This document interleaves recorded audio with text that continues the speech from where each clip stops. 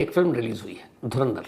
Social media पर इसकी काफ़ी चर्चा है और ख़ास तौर पर इसके एक एक्टर अक्षय खन्ना। अक्षय खन्ना ने इस फिल्म में रहमान डकैत का किरदार प्ले किया और उनकी अदाकारी, उनकी एक्टिंग की काफ़ी तारीफ हो रही है। कहा जा रहा कि वो हीरो यानी रणवीर सिंह पर भी भारी पड़ गए और उसके बाद फिर रहमान डकैत भी सुर्खियों में।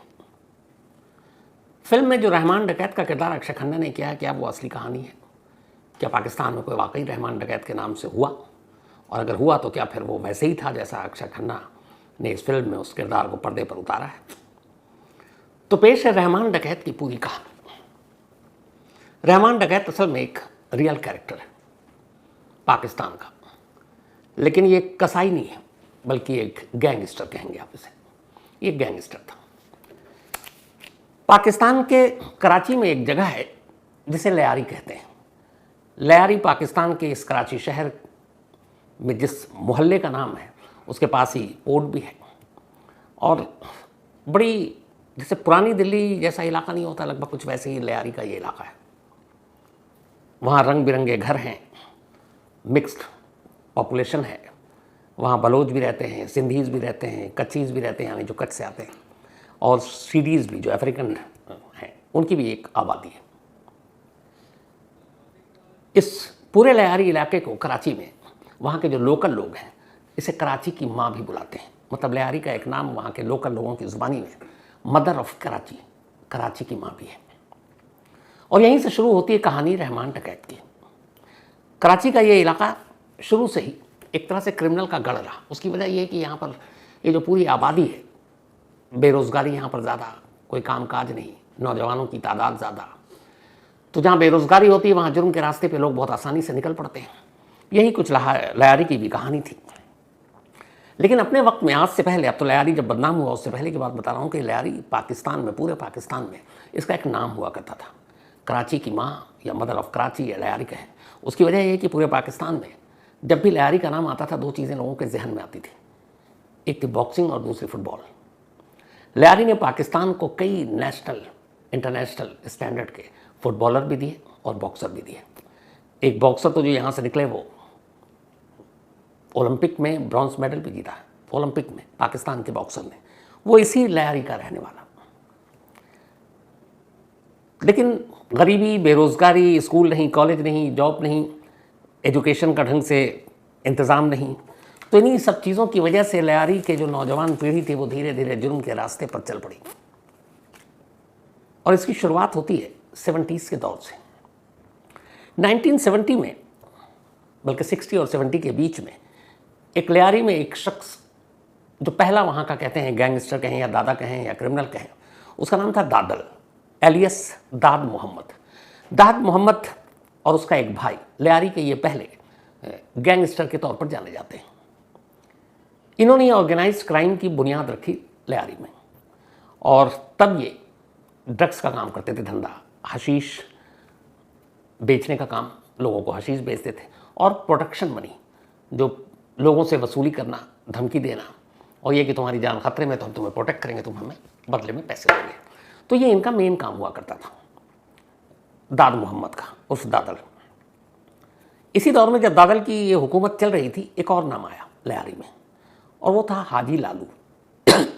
हाजी लालू एक कच्ची बलोच था और कहते हैं बहुत टफ इंसान था। उसने दाद मोहम्मद को देखा देखी अपना गैंग एक बना दिया इस इलाके में। अब हाजी लालू और दाद मोहम्मद दो अलग अलग गैंगस्टर लयारी में पनप चुके थे, लेकिन दोनों में ज़्यादा झगड़ा इसलिए नहीं था कि दोनों ने इलाके बांट रखे थे। दोनों अपना अपना काम कर रहे हैं, उगाही, वसूली, ड्रग्स का धंधा। इसी दौरान में हाजी लालू की नज़र एक लड़के पर पड़ती है। एक लड़का जो लयार का रहने वाला, बेहद शातिर, बेहद तेज़, हालांकि वो उस ज़माने में लोगों को ठगता था, बहुत बड़े बड़े क्राइम नहीं किए, लेकिन हाजी लालू की जब नज़र पड़ी तो हाजी लालू को उस लड़के में कुछ चीज़ नज़र आई। उसे लगा कि एक दिन बहुत आगे जाएगा। हाजी लालू ने उस लड़के को अपने गैंग में शामिल कर लिया, उसके सर पर अपना हाथ रख दिया। वो लड़का कोई और नहीं था बल्कि उसका नाम था सरदार अब्दुल रहमान बलोच, जो आगे चलकर रहमान डकैत के नाम से मशहूर हुआ। तो अब रहमान या सरदार अब्दुल रहमान हाजी लालू के गैंग में शामिल हो गया। रहमान की पूरी फैमिली भी एक तरह से क्राइम में इन्वॉल्व थी। रहमान का बाप ड्रग्स के धंधे में शामिल था, कई बार पकड़ा गया था। उसके चाचा, भाई, इन सब के ऊपर भी कोई ना कोई कानूनी शिकंजा कसा हुआ था। तो बचपन से ही जुर्म की दुनिया को रहमान ने अपनी इर्द गिर्द देखा था। और अब लयार के 2 सबसे बड़े गैंगस्टर में से एक हाजी लालू का उसके सर पर हाथ। फिर क्या था, देखते ही देखते अब रहमान जो है एक बेहद करीबी और ख़ास बन गया लालू का। और अब उसने छोटे मोटे ये जो ठगी और सारे काम करता था उसको छोड़कर बड़े बड़े लोगों को धमकाना, वसूली, कत्ल करना, सब हाजी लालू के इशारे पर करने लगा। किडनैपिंग का 80s के बाद इन लोगों ने किडनैपिंग का धंधा भी शुरू कर दिया। फिर रैंसम मनी के तौर पर बहुत सारे पैसे लेने लगे। 1980 में ऐसा हुआ कि एक बहुत बड़े लयार के ही एक अमीर शख्स का किडनैप कर लिया गया। किडनैप करने के बाद, बल्कि 80s में नहीं 90s में, उससे रैंसम में काफ़ी भारी रकम वसूली गई। इस रकम को जब हाजी लालू के पास ले जाया गया तो पहली बार ये हुआ कि हाजी लालू को रहमान पर शक हुआ कि किडनैपिंग के एवज में जो फिरौती की रकम यानी रैंसम मनी मिली उसमें रहमान ने कुछ धोखा किया है, कुछ पैसे हड़प लिए। यहाँ से पहली बार हाजी लालू और रहमान के बीच रिश्ते तल्ख हो गए। जब तल्ख हुए, कुछ गैंग के लोगों ने कान भी भर दिए और रहमान धीरे धीरे अपना कद बहुत बढ़ा चुका था तब तक। तब ये हुआ कि फिर रहमान ने तय किया कि वो हाजी लालू के गैंग की छाया से अब अपने आप को बाहर निकाल लेगा, और उसने बाहर निकाल लिया। अब हाजी लालू से रहमान का रिश्ता टूट चुका था। रहमान ने अब अपना एक गैंग बनाया उसी लयारी के लड़कों को लेकर जो क्रिमिनल थे छोटे मोटे। और जब अपना गैंग बनाया, जब उसने जुर्म के रास्ते पर और ज़्यादा खूंखार अपना चेहरा दिखाया, तो यहाँ से फिर रहमान बलोच का नाम रहमान डकैत धीरे धीरे बढ़ता गया। और अब रहमान डकैत दाद मोहम्मद हाजी लालू के बाद तीसरा बड़ा नाम हो चुका था। उधर कुछ वक्त के बाद हाजी लालू की मौत हो गई और हाजी लालू का बेटा अरशद पप्पू उसने अपने बाप की विरासत संभाल ली। अब हाजी लालू का बेटा अरशद पप्पू है, उधर दूसरी तरफ रहमान डकैत है। बाप के साथ गद्दारी की बात चल ही रही थी, तो इन दोनों में भी बनी नहीं। हालांकि जो कहते हैं हाजी लालू का बेटा अरशद पप्पू वो अपने बाप से भी ज़्यादा खतरनाक रूथलेस था। वो बड़ी ही दर्दनाक मौत अपने दुश्मनों को दिया करता था। अब अरशद पप्पू जब आया हाजी लालू के बाद, तो हाजी लालू पुराने दौर के क्रिमिनल थे। उन्होंने कहा चलो लड़के ने बेईमानी की है, रहमान डकैत ने, तो ज़्यादा कुछ किया नहीं। लेकिन बेटे हाजी लालू का जो आया, उसे लगा कि अरशद पप्पू को कि नहीं, ऐसे रहमान डकैत को माफ़ नहीं किया जाना चाहिए। उसने पीठ में खंजर भोंका है। अब इसके बाद इन दोनों गैंग में आपसी गैंग वॉर शुरू हो गया। ये बात 2000-2003 के दरमियान की है, जब अरशद पप्पू और रहमान डकैत के बीच में खूनी लड़ाई होती है। और तब कराची के इस लायार ने शायद सबसे ज़्यादा लाशें देखी। इस गैंग वॉर में कहते हैं 1500 से ज़्यादा लोग मारे गए। ये गैंग वॉर चल ही रहा था, तभी अरशद पप्पू ने अपने गैंग को चलाने के लिए वहाँ के एक लोकल ट्रांसपोर्टर जिनका नाम था फैज़ मोहम्मद बलोच, फैज़ मोहम्मद बलोच को किडनैप किया। और किडनैप करने के बाद उससे वसूली तो की, लेकिन उसे इस तरीके से मार डाला कि लयार के इतिहास में कहते हैं इससे ब्रूटल मर्डर कभी किसी का हुआ नहीं। मतलब उसके लाश के छोटे छोटे टुकड़े करके उसकी जो बॉडी थी, जो लाश के टुकड़े थे, उसे गधे गाड़ी में घुमाया गया। इसके बाद में टुकड़ों को जलाया गया और फिर सीवर में फेंक दिया गया। लयार के इतिहास में ये पहला ब्रूटल और इस तरीके का एक मर्डर था जिसने लोगों के दिल दिमाग पर अपना छाप छोड़ दिया। और इस बात के चर्चे पाकिस्तान की मीडिया और हर जगह होने लगी। तब मोहम्मद बलोच के बेटे, जिसका नाम फैज़ू था, उज़ैर जान बलोच, फैज़ू निकनेम, उसने अपने बाप का बदला लेने के लिए उसे लगा कि कोई ताकतवर आदमी चाहिए। तो वहाँ कौन? तो एक दूसरा ही था जो हाजी लालू के बेटे से जो सामना जिसका हो सकता था, वो रहमान डकैत। तो फैज़ू का बेटा उज़ैर जान बलोच, मतलब मोहम्मद बलोच का जिसको मार डाला गया, उसने अब जाकर रहमान डकैत का दामन थाम लिया और उसने कहा मेरे पास पैसे बेपनाह हैं, लेकिन जिस तरीके से मेरे बाप को मारा गया है मैं उसका बदला चाहता हूँ और इसके लिए तुम्हारे गैंग में शामिल हो रहा हूँ। तुमको जो करना है करो और मुझसे जो चाहिए बताओ। अब रहमान डकैत के गैंग में एक बहुत ही अमीर शख्स, ट्रांसपोर्टर का बेटा, मोहम्मद बलोच का बेटा उज़ैर जान बलोच शामिल हो चुका था। अब लगा कि रहमान डकैत के ऊपर जो उसने भरोसा दिखाया है वो उसको पूरा करना है। तब तक धीरे धीरे दौर बदल रहा था। गैंग वॉर और अब तेजी पर पहुंच गया। 2003 से 2009 तक पप्पू और रहमान डकैत के बीच जारी खूनी जंग में पूरा लिहाज कहते हैं कि लहूलुहान हो गया। पुलिस नाम की कोई चीज़ ही नहीं थी और तब तक यहाँ पे पॉलिटिक्स भी शामिल हो चुका था जैसे होता है। तो इसी दौरान में अब धीरे धीरे पप्पू पर भारी पड़ रहा है रहमान डकैत और पप्पू के गैंग के एक एक करके लोगों को मारता जा रहा है और वो भी बहुत बुरी तरीके से। तभी रहमान डकैत को एक आइडिया आया, वो ये कि अगर गैंगस्टर बनना है और बड़ा नाम कमाना है तो नेताओं के सर पर हाथ होने ज़रूरी है। इस इलाके में लियार में उस वक्त पाकिस्तान पीपुल्स पार्टी बेनज़ीर भुट्टो की जो पार्टी थी उसका दबदबा था। हर बार चुनाव में जनरल इलेक्शन में यहाँ से पीपीपी का ही कैंडिडेट जीता करता था। रहमान डकैत पीपीपी को ज्वाइन कर लेता है, बेनज़ीर भुट्टो की पार्टी को, और पूरे लियार में वो गारंटी देता है कि सारे वोट आपको मिलेंगे। अब पीपीपी के सारे नेता मंत्री, उनके जो पुलिस अफसर हैं, अब वो रहमान डकैत को एक तरह से अपना शरण दे देते हैं। इसी के बाद पीपीपी ज्वाइन करने के बाद रहमान डकैत 2008 में एक पीएसी नाम से संगठन बनाता है, पीपल्स अमन कमेटी, मतलब शांति के लिए। एक सोचिए, गैंगस्टर शांति के लिए कमेटी बना रहा, पीपल्स अमन कमेटी। और इसका ढिंडोरा पीटा गया कि इससे लोगों में शांति और पूरे लियारी में सब खून खराबा बंद करने के लिए बनाया गया। लेकिन जो असल मकसद था वो ये था कि पीपल्स अमन कमेटी में उन्हीं लोगों को आगे रखा जाता था जो रहमान डकैत के गैंग को शामिल करते थे। यानी ये एक कवच था। ये पीएसी का मेंबर है, मतलब रहमान डकैत का मेंबर, उसको कोई टच नहीं करेगा। तो पीएसी का मेंबर बहुत सारे लोग इसलिए बने क्योंकि उन्हें रहमान डकैत से बचना था। और ये रहमान डकैत के गैंग का असल में ओरिजिनल नाम यही रखा गया था, पाकिस्तान पीपल्स अमन कमेटी। इसके बाद सरकार का संरक्षण, पाकिस्तान पीपल्स पार्टी का सर पर हाथ, पीपल्स अमन कमेटी के नाम पर गैंग का विस्तार, देखते ही देखते रहमान डकैत की तूती बोलने लगी। ड्रग्स का धंधा पहले ही था, extortion racket, kidnapping, illegal gambling, ये सारी चीज़ें अब लियार में रूटीन बन गई और किसी की हिम्मत नहीं होती कि कोई टच करे, क्योंकि रहमान डकैत का ये सारा नाम था इन सब चीज़ों के पीछे। अब जब पैसे आए और रहमान डकैत ने पॉलिटिकल पार्टी ज्वाइन किया तो उसे एक और चीज़ लगी कि लियार में अगर क्राइम करना है और लियार में ही रहकर हुकूमत करनी है तो यहाँ के गरीबों को अपने साथ ले लो। अब उसने एक और काम किया, पैसे तो बेबिना कमा लिए, अब उसने गरीबों के लिए काम करना शुरू किया। अगर किसी के घर में पानी नहीं है तो वो पानी के प्रॉब्लम को सॉल्व करवाता, राशन भेजता फ्री का। और यहाँ तक कि उसकी अपनी अदालत होती, लियार में अगर कोई चीज़ होती तो उसकी अदालत में खुद रहमान डकैत ही फैसला करता। लोगों की मदद करना, गरीब लड़कियों की शादी करवाना, राशन पानी, देखते ही देखते अब रहमान डकैत लियारी में एक रॉबिन हुड की इमेज पा चुका था। एक बड़ा गैंगस्टर और अब रॉबिन हुड। ये सब कुछ चल ही रहा था, लेकिन उसके मन में अब भी था कि अरशद पप्पू से बदला लेना है, क्योंकि अरशद पप्पू को मारे बिना वो बलौच और उस ट्रांसपोर्टर के उसका बदला ले नहीं सकता था। बदला लेने के लिए अब सरकार का जब सर पर हाथ आया तो वो और ज़्यादा ब्रूटल हो गया। अब कट्टे, छुरियाँ, चाकू, इनके मुकाबले में अब उसके पास रॉकेट लॉन्चर आ गए। AK-47 तो लियारी में ऐसे गूंजती थी कि जैसे लगता है कि बस पटाखे ही छूट रहे हैं। खून खराबा इस कदर होने लगा कि हफ्तों लियारी के स्कूल कॉलेज बंद हो जाते। बच्चे बाहर खेलने से उनके माँ बाप ने भेजने बंद कर दिया, क्योंकि कभी भी किसी सड़क पर कहीं भी गैंग वॉर शुरू हो जाता पप्पू और रहमान डकैत के बीच में।